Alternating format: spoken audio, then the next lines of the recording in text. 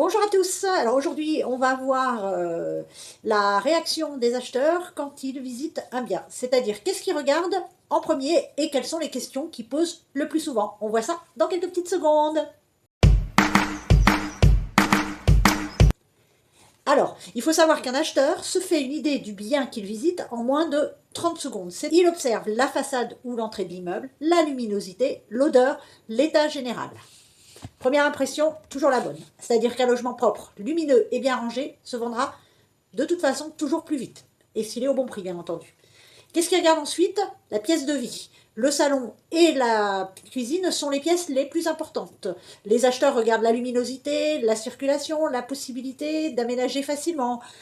Ils se projettent pour savoir s'ils reçoivent du monde, de la famille, comment va se passer leur vie quotidienne. Ensuite, ils regardent les chambres. Même si elles sont petites, ce n'est pas grave, ce qui compte c'est pour eux la luminosité, le calme et la possibilité d'y mettre un lit de taille correcte et un rangement.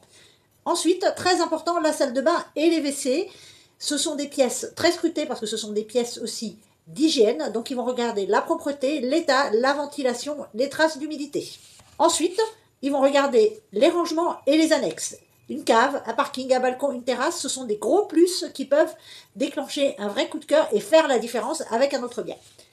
Ensuite, pendant la visite, quelles sont les questions qui posent toujours le plus souvent? Premièrement, pourquoi vous vendez?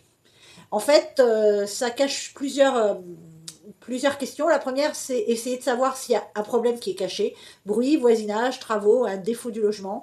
Deuxièmement, ça peut être aussi une manière de chercher un argument de négociation. Si c'est un divorce, une succession, essayer de savoir un petit peu si le vendeur est pressé et s'il y a moyen en fait de négocier plus. Très souvent, la question qui va avec, c'est aussi depuis combien de temps l'appartement ou la maison est-elle à vendre. Voilà. Donc toujours dans un but de négociation. Deuxième question, le montant des charges. Ils veulent savoir combien va leur coûter le logement tous les mois, chauffage, entretien, syndic, ascenseur, facture d'énergie aussi, taxes foncières, etc. Troisième question, le DPE. Aujourd'hui, c'est une question cruciale.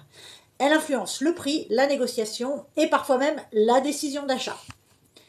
Ensuite, ils vont demander, pareil dans un souci budgétaire, est-ce qu'il y a des travaux à prévoir dans l'immeuble et combien ça va coûter? Et enfin, dernière question, parfois certains acheteurs sont très directs, ils demandent si le bien est négociable. Aujourd'hui, ils ont du choix entre les biens qu'ils visitent, donc même si le prix est juste et se rapproche du prix de marché, cette question arrive presque toujours.